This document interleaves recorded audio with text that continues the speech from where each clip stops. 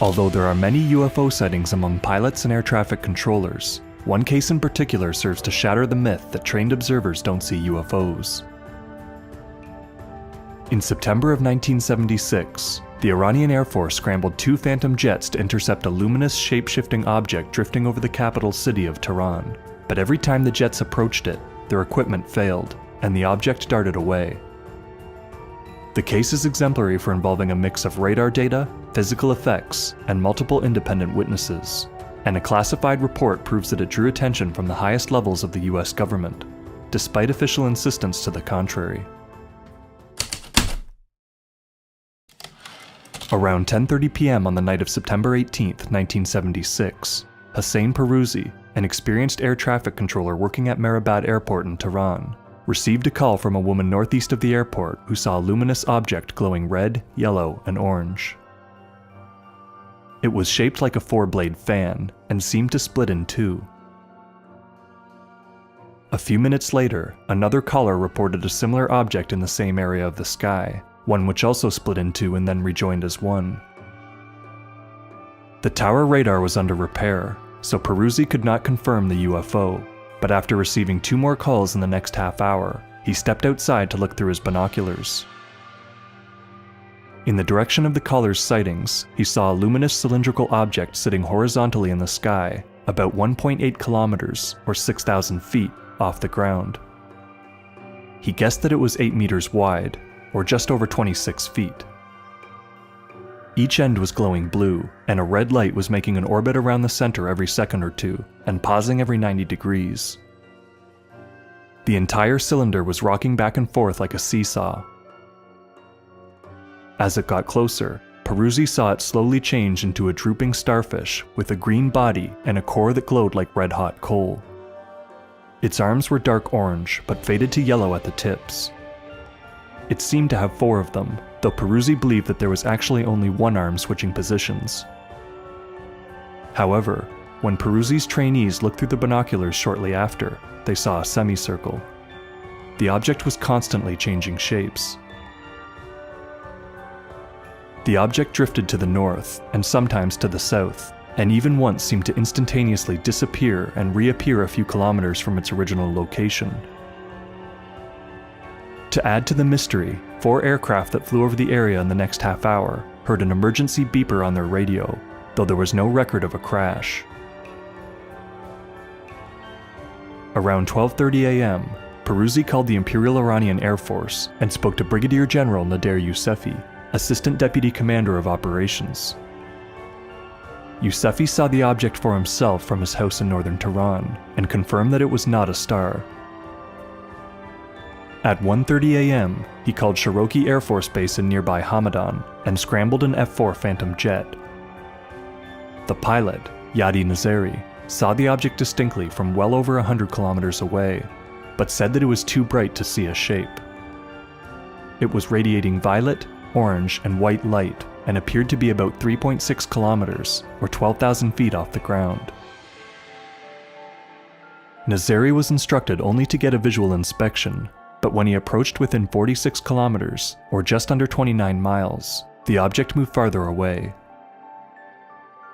Even at Mach 2, Nazari was unable to close in. When he turned back towards Tehran, an object flew up from behind and darted by, beating him back to the city while he was still 240 kilometers, or 150 miles away. As he approached the UFO again, he lost all his radio and navigational aids, and regained them when he turned away. On his last approach, he lost his radio and intercom functionality as well. He then heard the same emergency signal reported earlier, before running low on fuel and returning to Cherokee. At 1:40 a.m., Yousefi scrambled a second Phantom, piloted by Lieutenant Parviz Jafari, then a squadron commander. Jafari's radar operator was able to get a lock on the object, which appeared on the scope to be the size of a Boeing 707, but they could not get close enough to see a structure. Every time they closed within 46 kilometers, or 31 miles, the object sped away or jumped positions in the sky. Jafari calculated that it once jumped more than 43 kilometers, or 27 miles, in an instant. It also changed shape again. Jafari said that it was composed of 4 flashing strobe lights in a rectangular pattern, flashing blue, green, red, and orange so quickly that they could all be seen at once. In the center was a red light with a yellow glow. At one point, a smaller ball of light emerged from the UFO and moved rapidly towards the jet. Jafari attempted to launch an AIM-9 heat-seeking missile at it, only to realize that he had lost all weapons control and communications.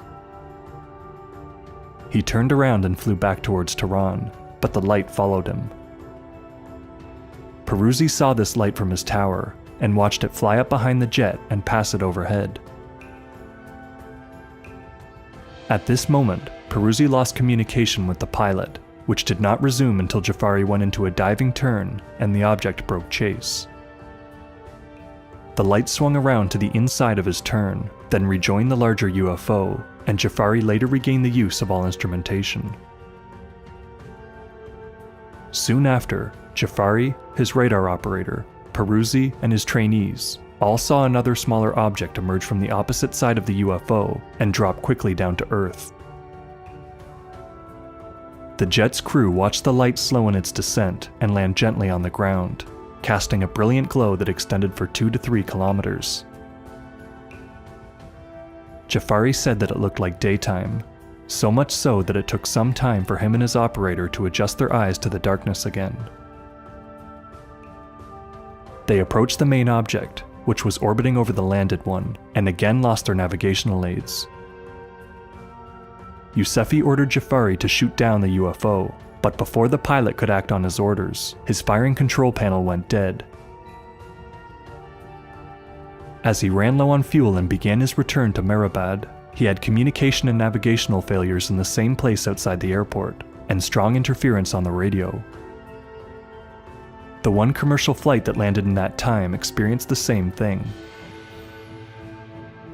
In descent, Jafari saw another cylindrical object with lights at the ends and a flasher in the middle fly up behind him and pass him overhead.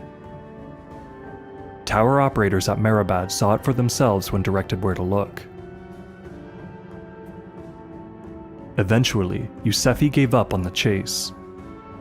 Peruzzi said that it was about 4 a.m. when the original UFO ascended into the air and disappeared from view. Shortly after, the crew of a Portuguese jetliner leaving Lisbon saw a lighted bluish object fly out of the west, and another Portuguese crew over the Mediterranean saw a bright light flying from the same direction. In the next few hours, authorities in Morocco also received a flood of UFO reports from across the country. Witnesses described a silvery flattened ball drifting through the air, while others saw a luminous tube-shaped object that shot sparks from its rear.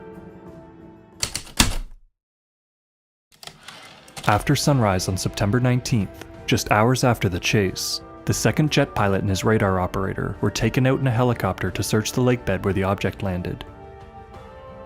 Though they found nothing there, they picked up a strong beeper signal concentrated over a farmhouse to the west.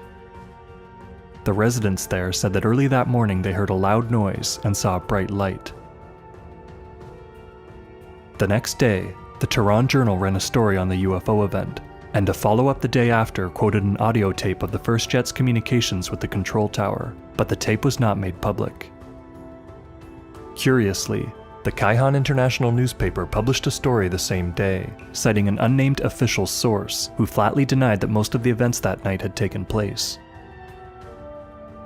Afterwards, however, the Tehran Journal published a summary of Peruzzi's account of events, which confirmed the original narrative.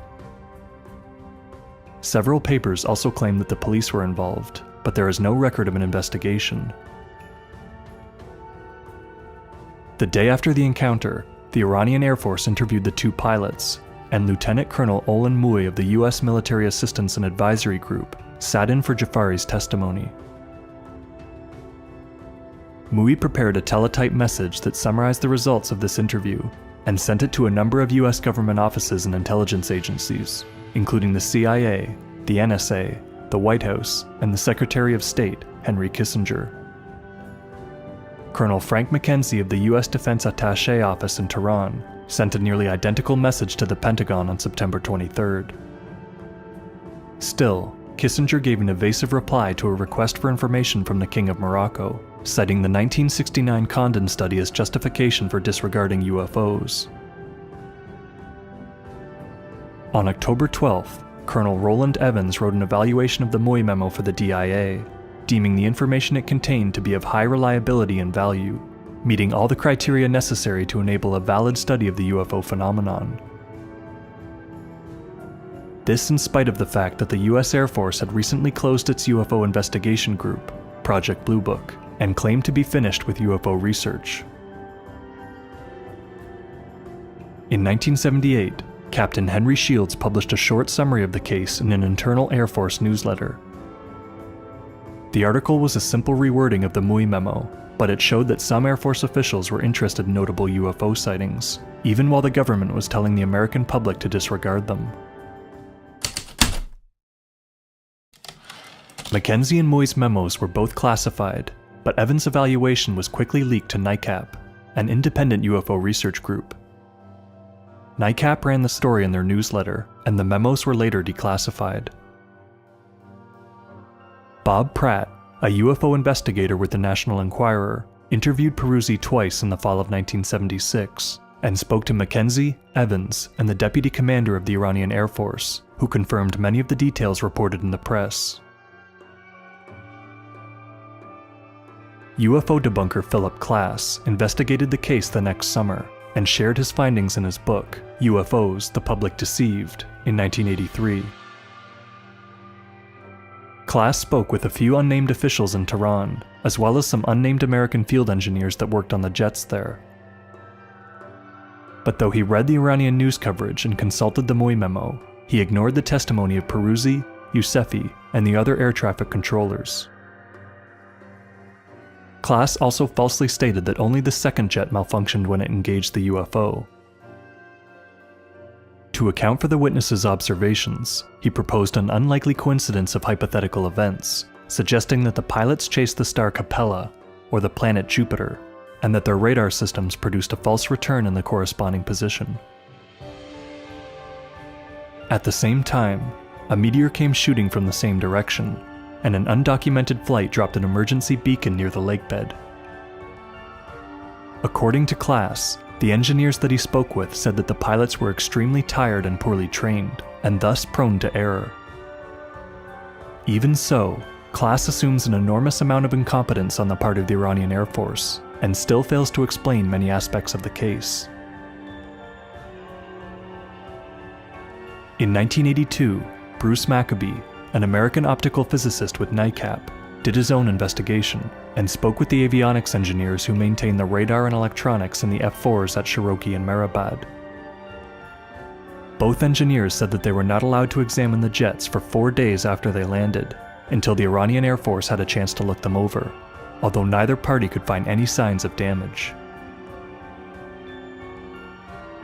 The engineer at Mehrabad at first believed that the radar returns were reflections off a distant mountain peak, but rejected the idea when he learned that they lasted for more than a few seconds, as a ground return would.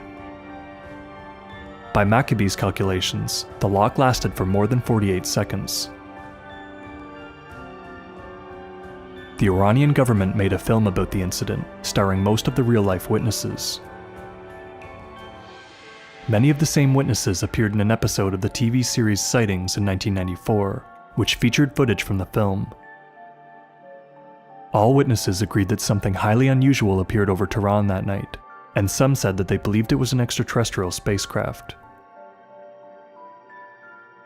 After retiring as a general, Jafari even spoke at a conference at the National Press Club in Washington, D.C. in 2007, in which a number of high-profile military and government officials demanded a globally coordinated investigation of the UFO phenomenon.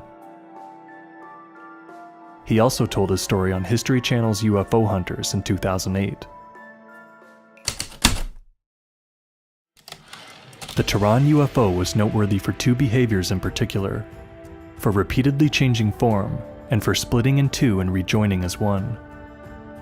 These are both behaviors that one would not expect of any conventional craft, but that are often seen from UFOs. In fact, many UFOs seem to have no physical structure at all. But what really makes the Tehran case stand out amongst other sightings is the strength of the evidence. There were multiple trained independent witnesses with vastly different perspectives on the UFO, visual observations that were corroborated by radar data, and several sightings that corresponded with equipment failures and physiological reactions in the witnesses.